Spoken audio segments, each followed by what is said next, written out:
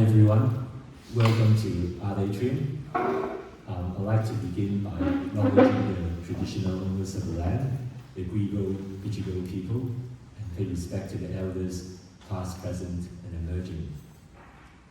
Thank you very much for coming to this very exciting conversation. We have this exhibition of Moss right now in this gallery, and it's been a long time coming. It's something that I've been looking forward to for quite a while. And I first met Moss quite a number of years ago when he came here with Craig Foster. At that time, we had Craig Foster, being part of the Artists in Conversation. And that's when he came with Moss and introduced us. And he, in fact, even got Moss to be on the panel to talk. And since then, we sort of kept in touch on and off. And at that time, he was very much into music. He was writing his own songs and so on. But then he's also an artist. And very soon after that, he became a finalist in New South Wales Art Gallery Archibald Prize. In fact, he's a 3 times Archibald Prize finalist and twice a finalist in the Suman Prize. And he's got this very unique way of painting. When he was in detention in Manus Island, he doesn't have access to paintbrush or paint, so he became very ingenious in the way he decided to use the toothbrush as his tool. And he can't get any paint, so he used coffee, so he was painting with his toothbrush and coffee, and he continued to do that. And as you can see, all these paintings on the wall, they all done with a toothbrush. But these days, he uses acrylic paint, oil paint, sorry, oil, yeah. And I think this is a very important occasion in that I always think that Australia is the best multicultural country in the world. But right now, we're going through a very, very challenging period. There's so much push for anti-immigration, anti-multiculturalism, that I just think that we have to push back. And at the same time, we have a very good example here of Moss, someone who sort of basically survived 8 years of detention, and he's still come up with a smile on his face, with a message of love and kindness for everyone. So I think he really sets a very good example of what we can be as a society. And we are a multicultural society, there's no question about it. And so I think this is a very good collaboration with Human Rights Watch, because I think you are all doing fantastic things with Human Rights Watch. And so I'll introduce you to the Australian director, Daniela Gavshon. She's going to introduce our other speaker. Thank you so much.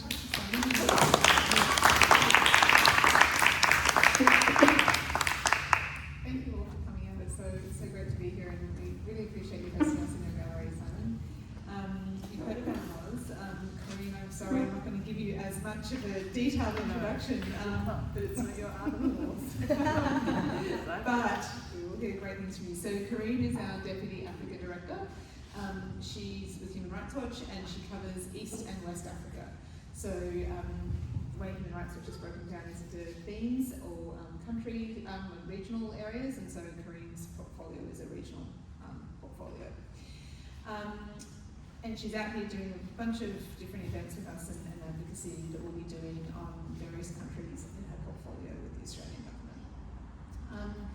So today we're here to talk about the art of advocacy, and so before I go into that straight away, and also we did a session on this last year as well, so it was a different topic, different themes, so some of you might have been in that one, but I thought just to start off, we've heard a little bit, Moz, about how you came to your art from Simon, but if you can just talk to us a little bit more about what brought you to this art and this medium in the first place.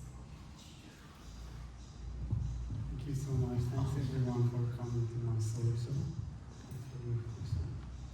I am a refugee. I came to Australia as a refugee, and I am still a refugee. And I think until I die, I will say I am a refugee. Just because I feel thousands of people in this country are suffering every day. And also, I always say that it's okay, a refugee is not an Archibald Prize finalist. It's all of us, we agree that how some extremist politicians are targeting migrants. And I'm getting back to your question.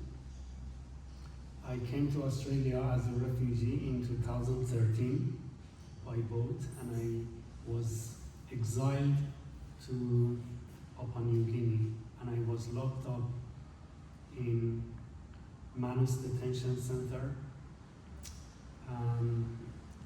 When I was in detention, there was not much facility. The only things were there, it was about controlling us. Fences, electric wires, handcuffs, radios, hundreds of securities. And I didn't want to give up. I didn't want to lose my hope. I wanted to stay strong for myself, for my family, for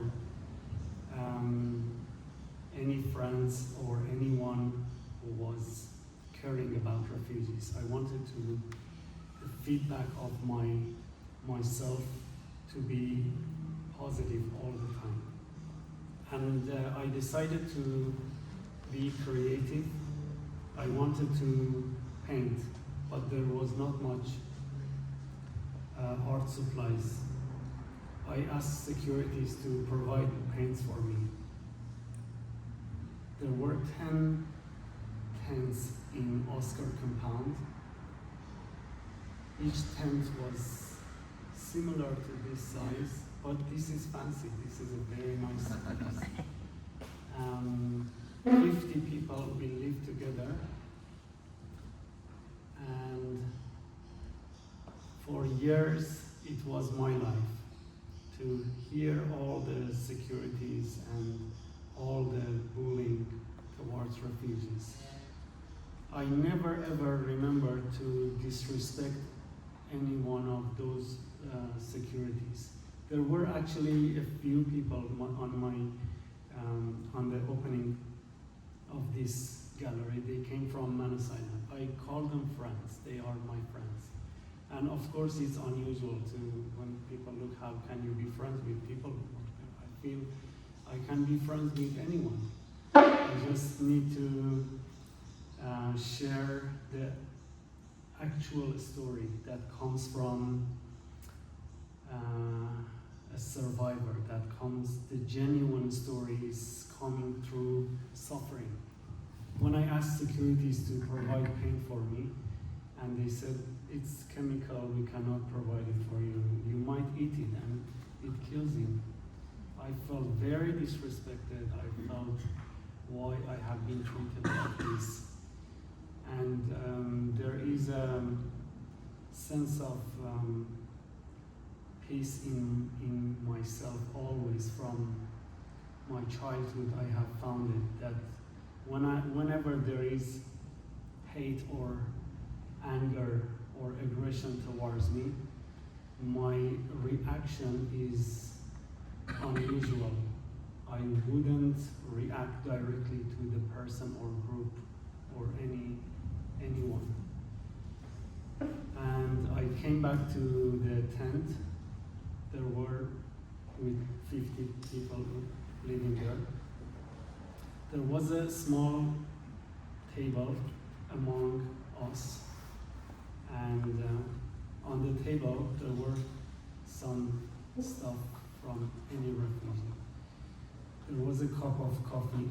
It was a paper cup, but not a nice coffee. It was a horrible coffee, and I hated that coffee. The refugees drank the coffee. They were good at fixing the coffee.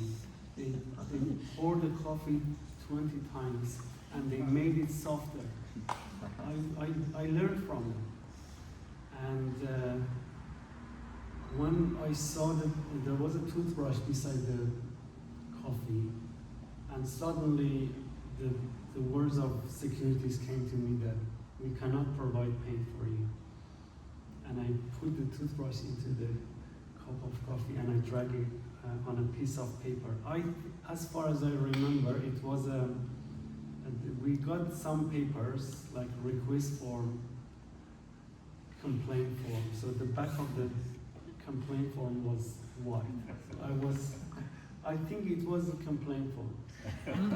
I drag a line. This is a mountain. I dragged something that shows freedom to me. But I never ever looked at myself as an artist. And in my mind, I am cheeky. I say, you don't give me paint. Look at this. I have a paint. The coffee was my paint, and toothbrush was my brush, and is my brush, and it will be my brush until I die. Like I see myself when I am very, very old. I grab it and I paint with it. And one thing about the story is that I was a house painter before. I never ever painted before as an artist. And I wanted to be an artist. I didn't have the chance. It's not like Australia. I grew up with a lot of difficulties. And I love my family. And they encouraged me to study mechanic or to be a carpenter. They told me like I cannot earn money from art. And I said, I was not happy, but it's okay, you know. It happens to many people in the world. And here I am. Should I talk about the after detention, or you want me to just stay? Because if I want to talk,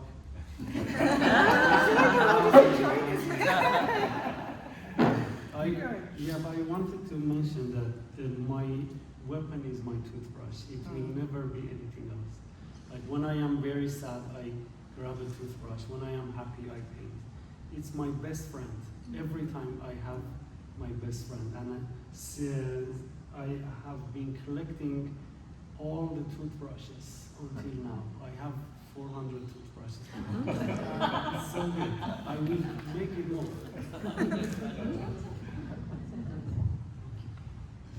Thank you for sharing that. I need to see a toothbrush collection. It's probably it's a lot different to my children's endless toothbrush collections. Bedrooms better throw out. You're talking a lot about how you use, just hearing your story and hearing how your artwork has become a form of your advocacy. The flip side is advocacy can be an art form. Carine, you use advocacy in a very artful way to effectively communicate to people in power about human rights abuses and to try and change decision makers from the course they're on. Can you talk to us a bit about how you came to this work and how you use advocacy in art? Thanks. Okay, before I do that, just wanted to take a moment to honor your story. When we talk about advocacy, our advocacy, what we do, what I do, is very much shaped, informed, and enriched by people with your stories. Because without that, then there's nothing to say. How did I come to the work I do is, before we started this conversation, Moz and I were trying to get to know each other. And we talked about how life is, all our lives are a journey. We go through different moments, different transitions, you know. And I think for me, there are 3 moments that really led me to Human Rights Watch in 2018. I'm from a tiny country called Burundi, in the Great Lakes, neighbor to another country called Rwanda, which many people know. because of its tragic history. So in 1994, when there was a genocide, I lost many friends, family, someone who actually raised me, who went back to Rwanda because she was a Rwandan refugee who came to Burundi with her family in the 60s and was taken by my mom in our house, in our family, and she was like a big sister to me. And just before, maybe 2 or 3 months before the genocide started, she said, okay, I'm really worried. Because as we say, mass atrocities never happen in a vacuum. There's always warning signs. She left, she never came back. So that was moment number 1, where you feel very acutely, in a very intimate way, what a loss means, in a very brutal, atrocious manner. We never buried her. The second moment I ended up became a lawyer, and somehow there was a song, I call it a song at the back of my mind. I'm doing this for Jeannette. That's the name of the aunt who wasn't my aunt, but who were considered as an aunt, no, the sister, her dad. And became a journalist, decided to be a journalist. That's going to be for a different story. Because my family was like, you're a lawyer, why do you want to go into journalism? And I said, the reason why I want to be a journalist is because as part of my legal internship, and whoever has kids who has done internship knows that the interns get to do everything that the boss doesn't want to do. So I was given all the shitty, sorry, and at that time Burundi was also going through its own dynamics, and we were emerging from a civil war. And I went to this prison because I had to take the testimonies of all the prisoners. And one prisoner looked at me and said, oh my goodness, you guys are still alive? You still see, these faces and these noses and these. That's moment number 2. And that's what led me to be a journalist. Because I realized in that moment that being a legal attorney and defending the rights of everybody was not enough for me. I had to go to the source. And the source for me was to understand, unpack, and tell the stories of not just the victims, but sometimes of the perpetrators as well. And that I had to be part of that movement at that time, was looking for ways in which communities that had gone through mass atrocities, civil wars, could actually survive and find ways of living together again. Long story short, in 2018, I applied for a job to be a Great Lakes researcher at Human Rights Watch. And here I am. Thank you.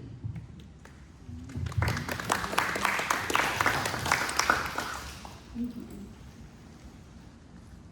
You both have seen a lot, clearly, done a lot, experienced a lot, and you also have met with people, and as you spoke about, shared stories and shared people's genuine stories. Yet you both talk quite positively about what you do and how you do it in your framing. I'd just be interested if you could share with people how you work with such difficult subject matter, but in such a way that comes across as so positive, or seeing a positive trajectory for it.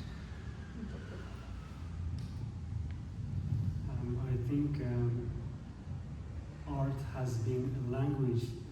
I can share my story. I think it's the most powerful language that I have found at the moment. I never want to challenge any family or any person, for example, who voted Liberal Party, or any politician who is against refugees. To me, sharing the actual story through art can change the narrative. When I am working at the Art Gallery of New South Wales, and when I have shared my story over 1,000 times with people, and I see the reaction, the people who maybe didn't know about my story. So to me, I don't want to judge anyone. Every one of us coming from different circumstances. I am not gonna bring any trauma I had in detention to any of your life. I want to show what happened was wrong, as you agree with that. Even someone like Pauline Hanson, if she has the capacity to stay here, I wouldn't hate her. She has a choice to express hate. I have a choice to share togetherness and to be united through art. I think there is something very clear in art that it brings us together. I didn't know many people before I became Archibald Prize finalist, and then I realized the world of art is so big. And I use this circle for my human rights, for refugees' rights, and also to show that I am one of you. I am like your brother, your son, and your friend. When you look at the politics, especially these days, that they are attacking refugees, they are attacking a lot of migrants, that we are gonna deport 65,000 refugees. And I am aware of this. I have been asked to leave Australia many, many times. This is something that is behind my smile. When people look at me, how you are a good boy, you smile very well. Yeah, but I have a lot of stress behind. I think I can deal with a lot of them. Sometimes I am very vulnerable, but in public I don't share the vulnerability usually. The vulnerability is the fact you know about it, that how refugees can suffer without anything from the government. When I got free from detention, I remember this. It was $150 into a letter, and next week it was $150 into another letter, and that's it. No accommodation, no any support, no job, do whatever you can. So from the beginning of my freedom, I was enjoying it, how freedom is beautiful. You don't see this because you were born in Australia. You were born in freedom. I was not free for 34 years. I was tortured like for 8 years in detention. And before that, I was punished a lot in my homeland. When I came to a day that I was free, it was 21st of 21, 2021, and I have 21 is just for them remembering that day, is I still think I am not gonna hate anyone, and I think the theme of the works I am bringing here is to let's be kind to each other, let's not hate each other, even if we disagree with each other, we can deal with disagreement, and our connection can embarrass extremist politicians. When there is a protest against refugees. You have seen it in media, how they are attacking. And I personally don't want anyone goes in front of them and fight against them. Because I think they get bigger, they get the power of media. When we ignore the extremism, we are more powerful. We can create, we can dance, we can share hope together. This is how I see the world. Of course, each one of us has different opinion.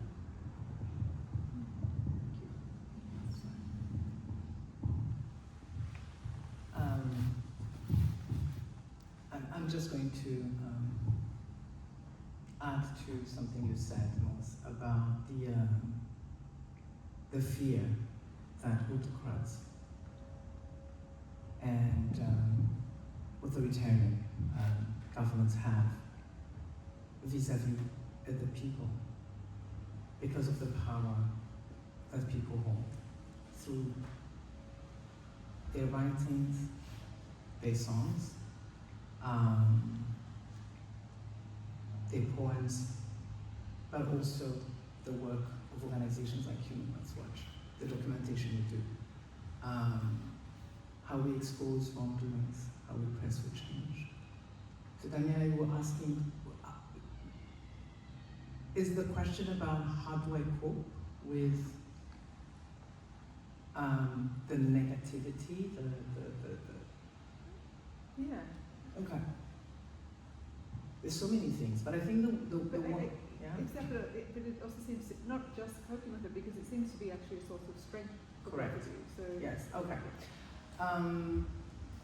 I think the work I do, which really is at the moment,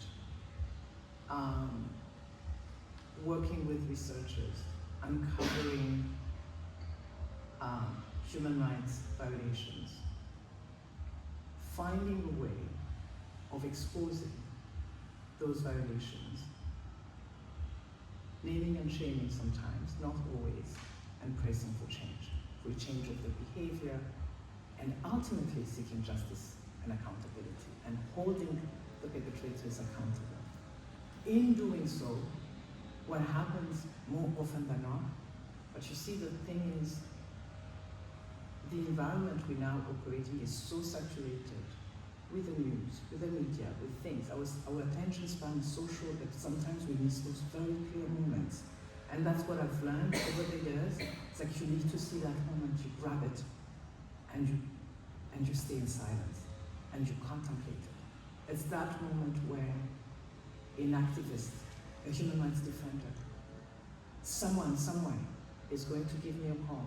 Someone from the African Union sitting somewhere in Addis, in one of the capitals, and say, by the way, Carine, I think we made it.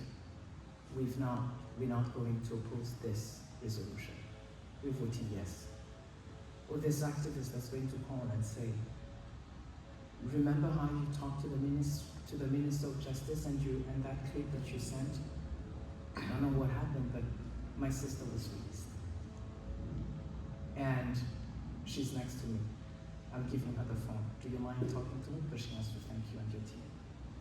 It's those, they don't happen often, but when they happen, you know that one life, one person on that day is going to sleep peacefully. And that is worth sometimes 2 years of work. But you have to be ready, you have to be there, and it's a muscle. So there's that. And there's also, I always complain about the saturation by the media. I live in the US, you have Fox News, you have CNN, and I'm like, oh my God, I can't anymore. But sometimes those very same media,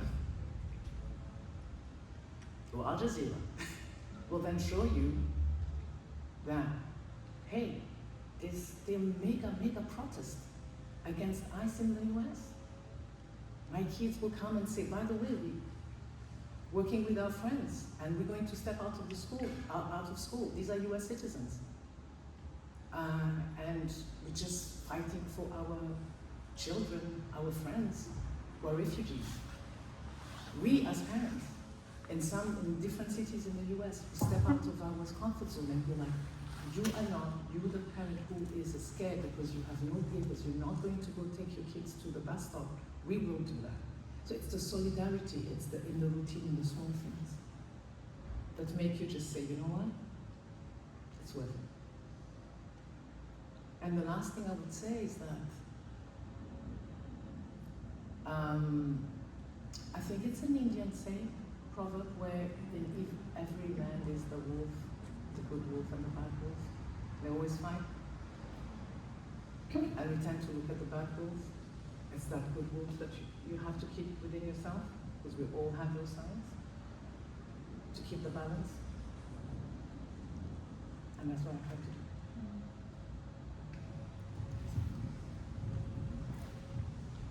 Answered a lot of my questions, my next questions. But no, it's good. It's good because I think just having to think of one more and I'll turn it to the audience. But you know, it also feels like so much of what you talk about is for yourself and then also for others. And it's hard to sort of balance what you're doing, especially when it's art. You know, it feels like it's, you know, there's so much that is for your own processing, for your own growth, for your own expression, but then it's also communicating a very, very strong message. How do you balance who your audience is, whether it's yourself or it's something external? Can you clarify this? Sure. So you're doing your art almost as, you know, it's therapeutic in a way, because it's a way that for you to express yourself and think about how, you know, how you're feeling, what you've experienced in your trauma, but it's actually communicating a very strong message to me as the audience. So when you're involved in it, are you thinking about you? Are you thinking about the audience and where's the, Who's your audience? yeah, who's your audience and what are you trying to, is it, yeah, where does the change come from, I guess? Okay. Is it to change, to help yourself to process, or is it to help all of us understand and do better to push change as well? Thank you very much for asking this question. My art is always, I paint for a purpose. I think I am carrying a message for myself, for Australia, for all the world, and my audience. Without people, art is meaningless. If I paint the best works in the world, but no one comes here, the art is nothing. It's all because of people. So I paint without discriminating anyone. It's for Australia first. With any different political opinion everyone has, I want to invite people and share the actual story, and when they see the story, public will decide about me, about refugees.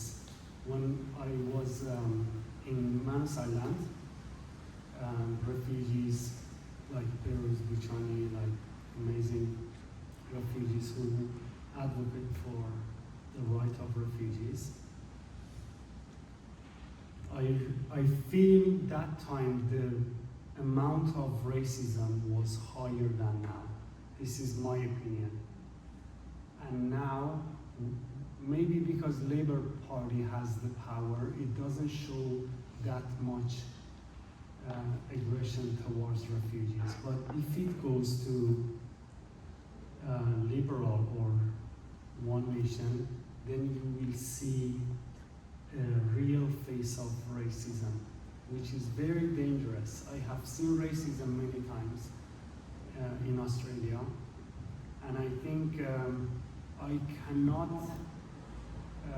challenge individuals that are against refugees. What I can do is to practice and focus on art to bring more people together. For example, when we talk about Archibald Prize, I cannot find any other competition like Archibald in Australia.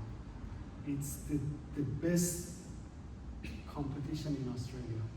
It's the best in the world. Like if there is no Archibald, I couldn't continue as much as I do. it gives me a lot of hope. It gives me, I don't have visa, I don't have permanent visa, I have 6 months visa. I am not allowed to study in this country. Every time they say you are not allowed to study, you should leave. When I entered in Archibald Prize, first time 2022, Angus MacDonald talked to me about Archibald. He is a very nice man. He's a good friend of mine. He talked to me about Archibald. Do you want to paint for Archibald? I said, what is Archibald? I didn't know anything about Archibald. He talked to me that this is a famous and very important prize, and I was saying, but I am not a famous artist. And he talked to me that it's not about that. You have a story. When the painting got selected, I realized something, that the people in the room, almost 400, 500 people at the time, people walking to Archibald, and I saw like a magnet, like all of them came close to my painting. I realized people care about humanity. I realized it's not only I had done the activism before, but I was thinking this is new. I found something very different. People who go to galleries, people who love art, and they see a real story in front of them. And when I told them that we don't have permanent visa, we need, I am not allowed to study, it gave me a lot of hope to understand about what I am doing. It gave me a lot of hope also to stay strong in Australia with good connections I have. It helped me to understand how Australia is beautiful, with of course some difficult politics there are in this country. But I still think that after 8 years of being tortured by the Australian government, I still think that Australia is the best country in the world. This is my opinion. I cannot live here. I came to your country for safety. I wanted you to help me. And now I am out of detention, and obviously there is no fence between us. It's all, we share our humanity.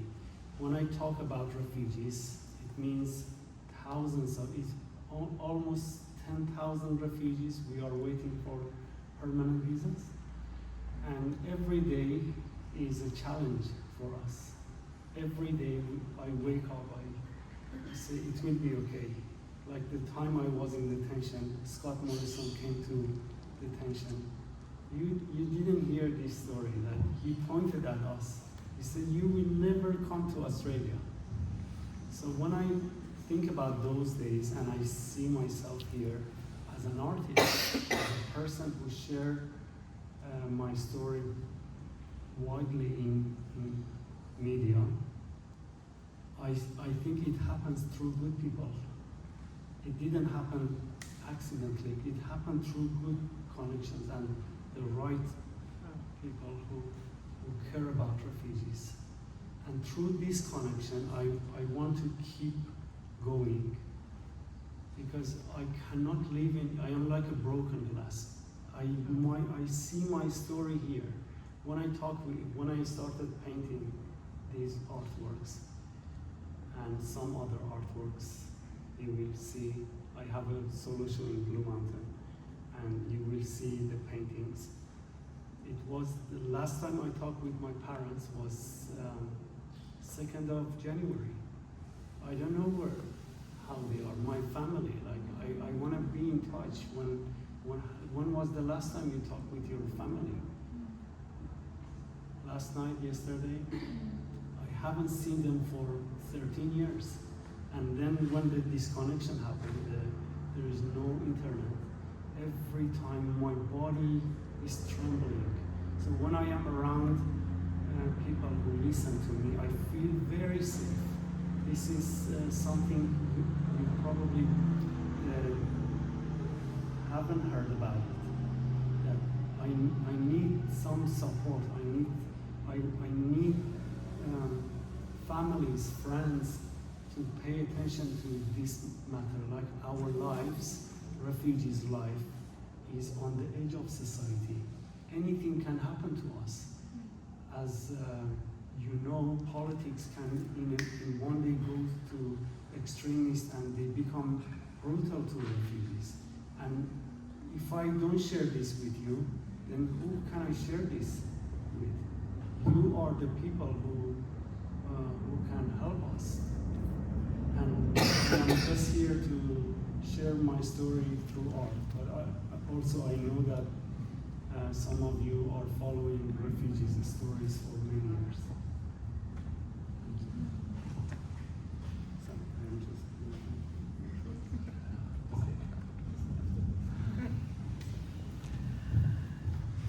Wow. So shifting gears. My answer is going to be a little bit more technical. But it's out of it. For a moment. Thank you.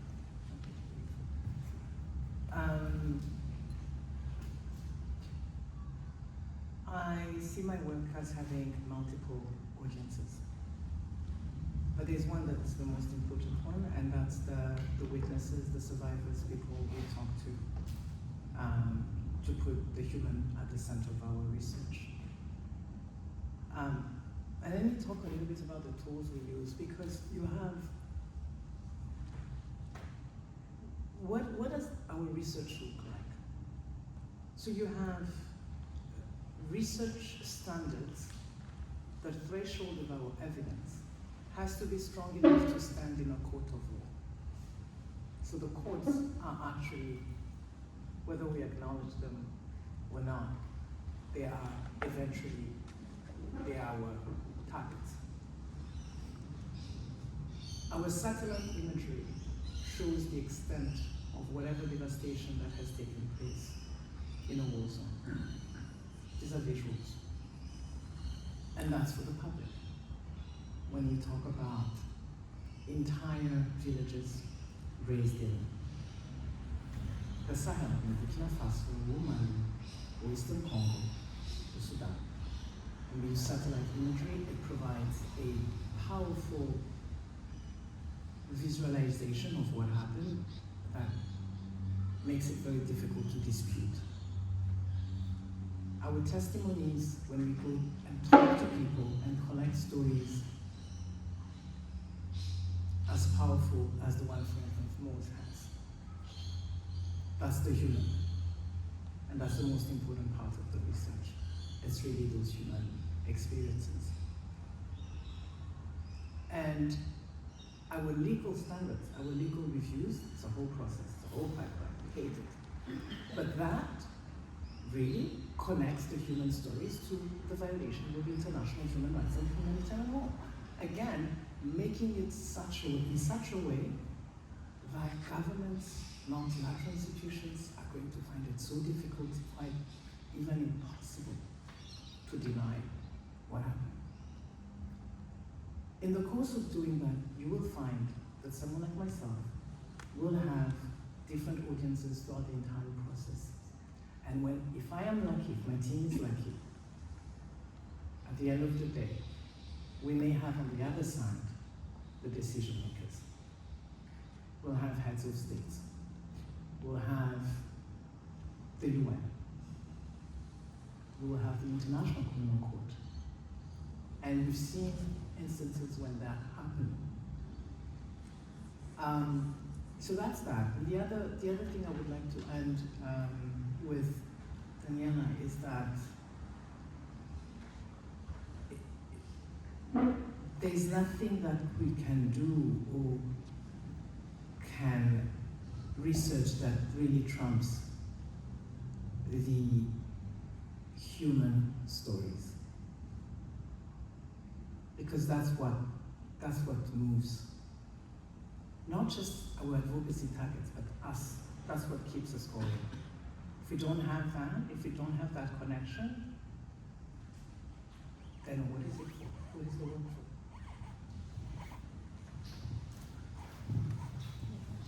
Thank you both. I was meant to leave more time for questions, but I got a think as absorbed as everyone else in the room.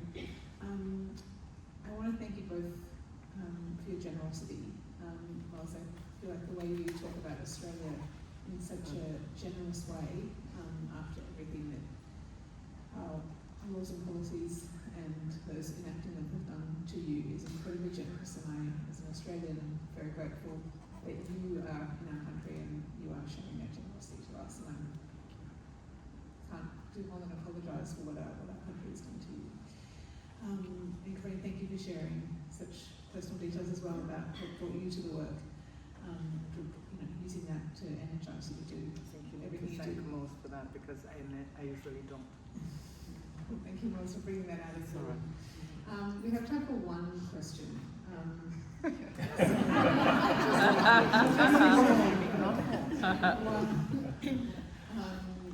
Maybe two, depending on how, it depends on the answers. Does anyone have a question they want to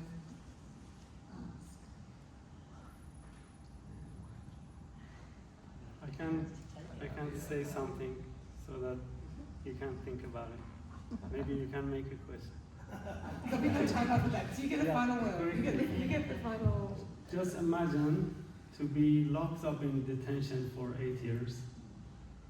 When I talk about Australia, Australia is about all of us from any backgrounds we have. When I was I was locked up in a room. There was a bathroom inside the room.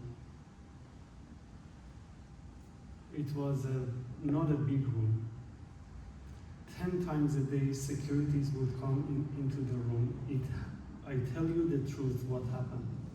10 times a day, securities came and pat down search of my bodies. 6 times a day, sometimes 8 times a day. They checked into, when I wanted to see a psychologist, so-called psychologist, they checked into my shoes to see if there is anything inside. I have the videos how they are pushing my body and how they are touching my skin to find something, and obviously there was nothing. But I never ever disrespected them, because they wanted me to hate them, so that they use the hate against me.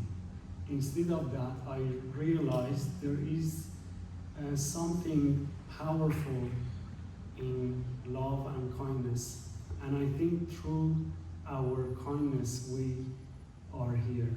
When I was there, I received the guitar from amazing Jimmy Barnes family, and you are very generous, Jimmy. You are here, and when I hold the guitar, I just imagine someone from the bottom of the world is holding a guitar from the most powerful singer in this country, the most respectable person in this country in music. And the securities stepped back. They got away. After when they wanted to do the tap dance, they refused. That much power. They say how it happened. It happened through connection. It happened when I realized I choose love. I don't want to hate anyone, and I will stay in Australia forever. Whatever is going to happen, politics, I don't care about politics. I love people.